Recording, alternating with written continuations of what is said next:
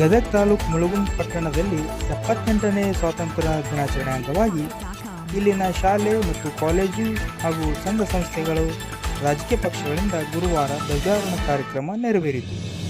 ಗಾಂಧಿಕಟ್ಟೆ ಹತ್ತಿರ ಪಟ್ಟಣ ಪಂಚಾಯಿತಿ ಮುಖ್ಯಾಧಿಕಾರಿ ಮಂಜುನಾಥ್ ತುಳಿತ್ ಸಾರ್ವಜನಿಕ ಧ್ವಜಾರೋಹಣ ನೆರವೇರಿಸಿದರು. ಈ ಸಂದರ್ಭದಲ್ಲಿ ಪೊಲೀಸ್ ಸಿಬ್ಬಂದಿ ಧ್ವಜವಂದನೆ ಸಲ್ಲಿಸಿದರು.